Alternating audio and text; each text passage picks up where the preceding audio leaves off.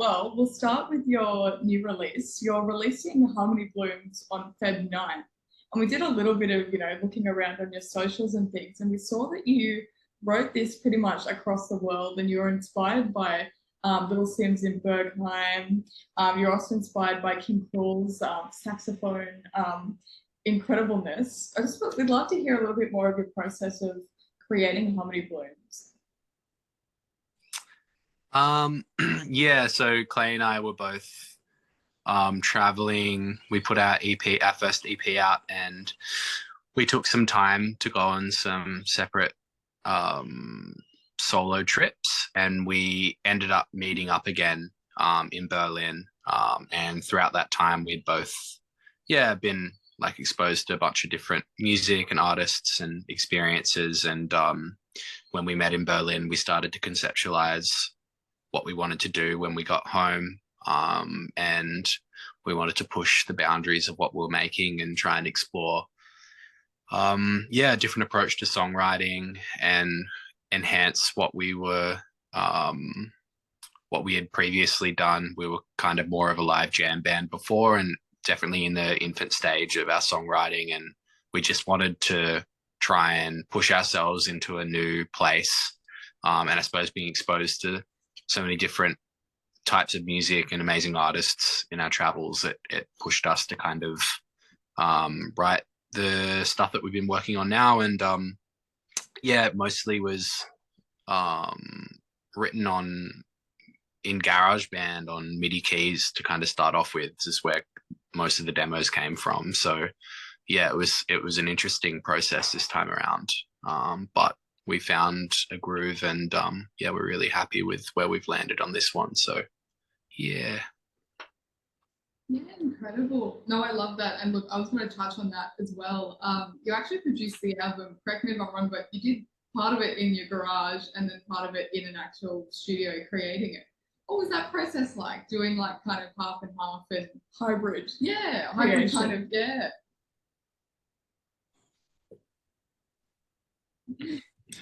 Over to me. I think that's it's a good question, because I think these days that's becoming more the norm, just with new technology and artists, learning to work from their homes, and also financially it's pretty hard to get into a studio for a whole record process.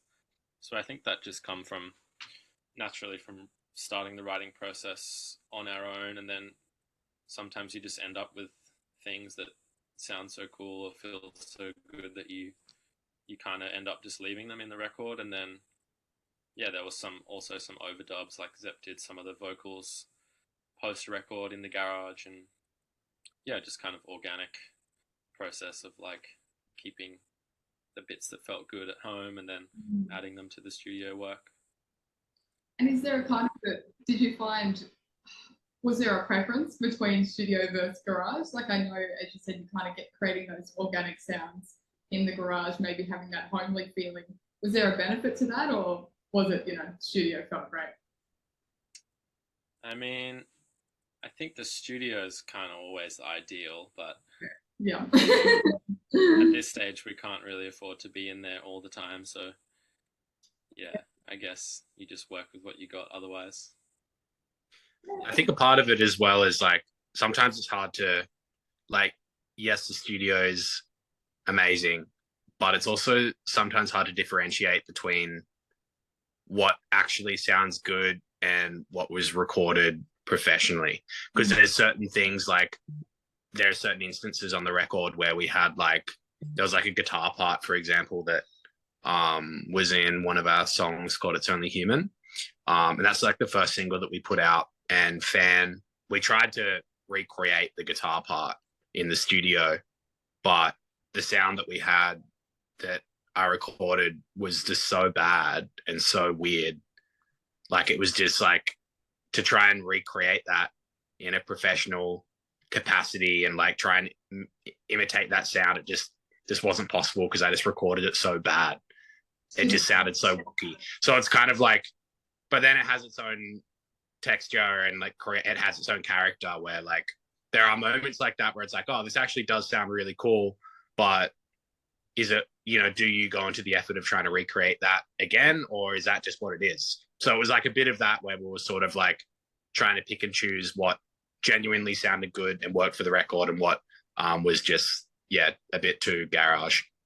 Amazing. Love that. And sort of going further into the, I guess, process of creating the album, you did describe it as a crazy yet cathartic sort of a feeling.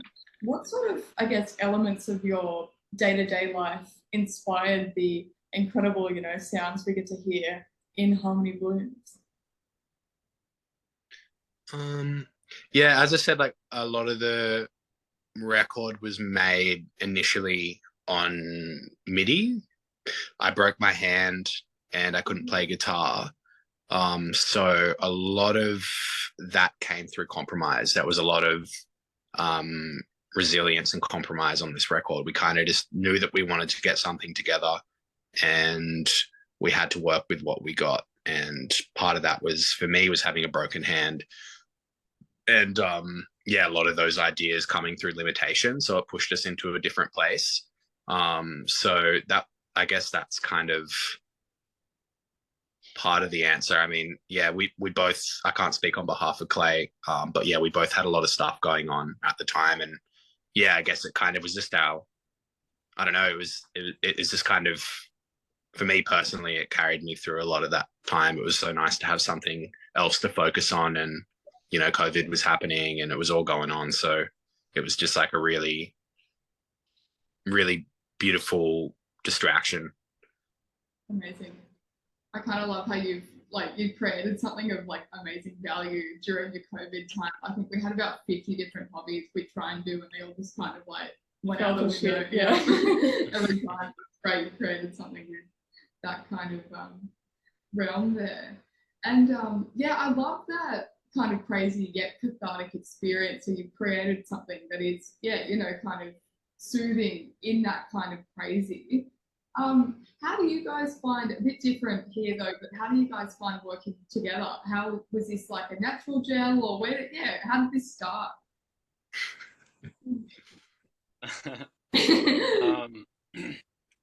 I mean, it's great. It's just, I don't know, it feels very natural at this stage. Like we've known each other for a long time. We've been playing together for a long time. So I don't know, I've never really thought about that. It's just, I guess that's a good sign, it's easy and feels good, and it's a safe space. We're both very respectful of each other and open to ideas, and like I always feel comfortable presenting ideas and putting things forward, which is exactly what you want when you're creating with someone. So important with a creative partner. Yeah. Nice. What about you, Zep? I mean, with like Clay and I, we met when I kind of first moved to Sydney, and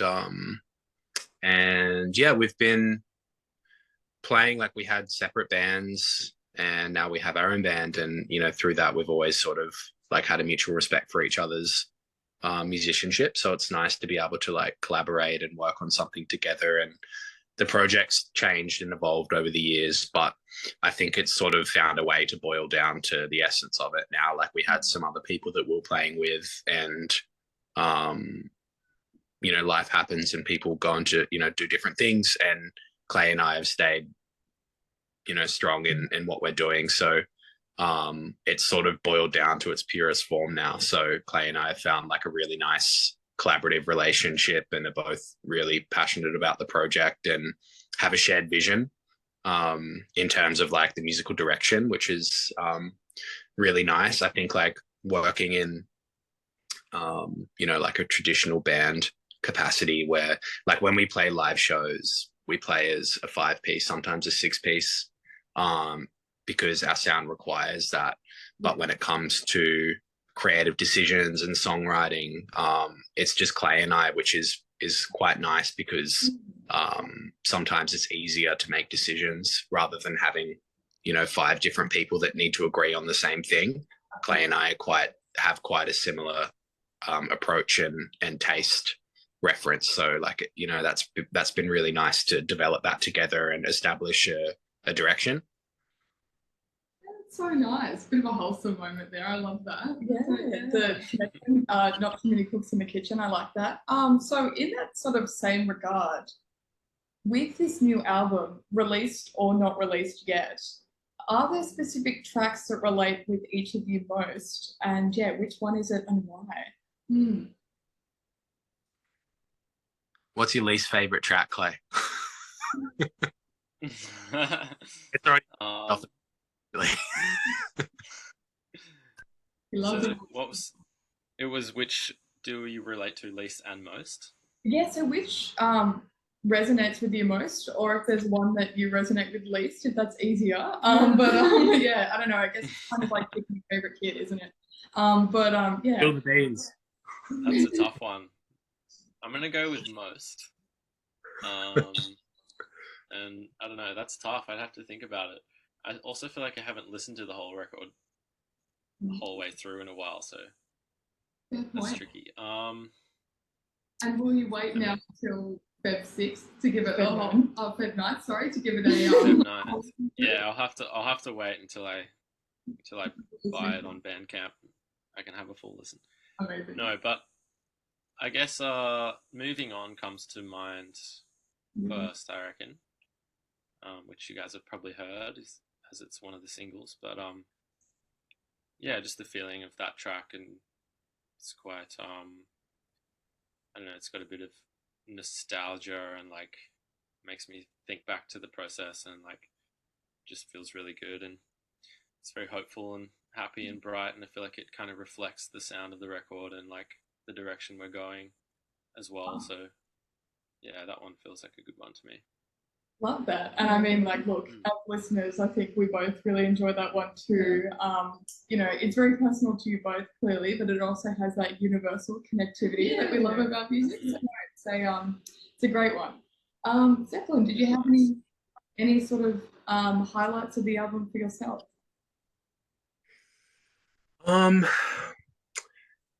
It was such an interesting process, really. Like, we started recording it, and then we did like a block of 6 songs, and then we waited like another 9 months and then did another block of 6 songs, and then we were mixing it with Fan, who co-produced it with us while he was in the UK. And through that time, I got my friend Jazz on board to record a poem. She's a beautiful Wiradjuri poet. And she recorded a poem at the end of one of the songs called Strange Love. And that was a really special moment. That song's very special to me because I'm also Wiradjuri, and it carries a lot of meaning for both of us. So that song was special, and to kind of be in her space and record that together was really beautiful. But in terms of like the rest of, it's hard to put my finger on because it was so disjointed, and like I think there was so many different things happening that the songwriting was so spread out. Like I think listening to it now, Moving On, is probably one of my favorite ones. Also the title track, Harmony Blooms, as well. Harmony Blooms is like such a anthem. I don't know. It's just like got such a great feel to it. I'm just really proud of that one. It was the first song that was written for the album, actually. So you wouldn't have heard that yet, but it's a good one, I reckon. Very excited. No, I love the inclusion of Jazz as well for Strange Love. I think that's so special that you're uplifting other First Nations artists as well, and just beautiful. We're digging it. Very, very good. Harmony Blooms anywhere on tour? Are you going to show us it live anytime soon? Or am I being greedy here? We're doing a Australian tour with the album. Tour for the album. And I can't remember how many dates are on there, but there's quite a lot. We're playing at Blues Festival, and we're playing on a festival with Ocean Alley on Bribie Island as well. Nice. So there's some really amazing shows coming up for that. So we're super stoked. Amazing. And what can we expect to see on these tour legs? Besides, obviously. You'll have to wait and see. We'll be there. Probably a lot of new stuff off the record. I'd say we probably try and play the whole record throughout the tour, not necessarily the whole thing every night. So yeah, I don't know, different cities might get a different experience, which is kind of nice. Ooh, I love Mix that. it up. Mm. Yeah. Very good. Well, is there anything else you'd like to sort of cover or, you know, highlight in this interview? Apart from that, that's kind of really it from us. So anything else you want to, you know, add or mention, add, highlight?